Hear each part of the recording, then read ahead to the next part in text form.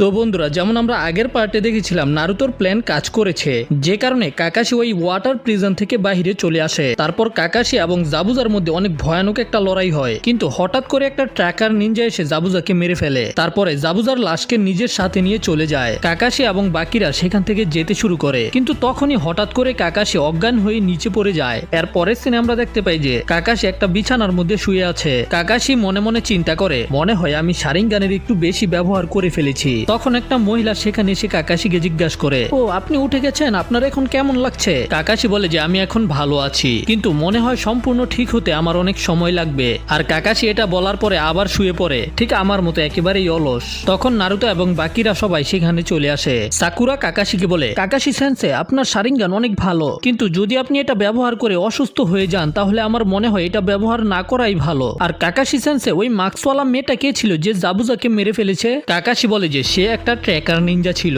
সাধারণত এইরকম মাস্ক শুধু ইলাইট নিনজারাই পড়তে পারে, যারা আনবু ব্ল্যাক কর্পসের মেম্বার হয়ে থাকে আর নিজেদের দেশের ক্রিমিনালদেরকে মারার কাজ করে, যেন তাদের ভিলেজের সিক্রেট কেউ না জানতে পারে।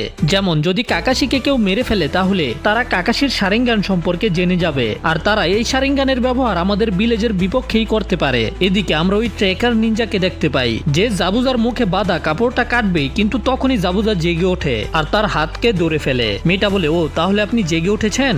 জাবুজা বলে, তুই তো অনেক ভয়ানক। তারপর জাবুজা নিজের গলা থেকে ওই সুইগুলোকে বের করে। মেয়েটা বলে, কি করছেন আপনি? শুয়ে থাকেন। জাবুজা বলে, তুই আর কতক্ষণ এই মাস্কটাকে পরে থাকবি, এটাকে খুলে ফেল। সে মাস্কটা খুলে বলে, যদি সে সঠিক সময় সেখানে না আসতো তাহলে জাবুজা মারা যেত। তার নাম হলো হাকু, কিন্তু মেয়ে নাকি ছেলে এখনো কনফিউশন আছে। জাবুজা হাকুকে জিজ্ঞাসা করে, তুমি আমার প্রেসার পয়েন্টের মধ্যে হামলা কেন করেছো? তোমার তো এটা করার কোনো দরকারই ছিল না, তুমি কি এটা করে মজা পেয়েছো নাকি? এতে হাকু বলে যে সে তার বডিকে ক্ষতি করতে চায়নি, এই জন্য শুধুমাত্র এটাই একটা রাস্তা ছিল। জাবুজা দাঁড়ানোর চেষ্টা করে আর বলে, তুমি জানো তুমি অনেক সহজ সরল কিন্তু অনেক চালাক। এটা বলতে আমার খুবই আজব লাগছে, কিন্তু এই জন্যই আমি তোমাকে আমার সাথে রেখেছি। এদিকে আমরা দেখতে পাই কাকাশি কোনো কারণে অনেক বেশি চিন্তিত ছিল।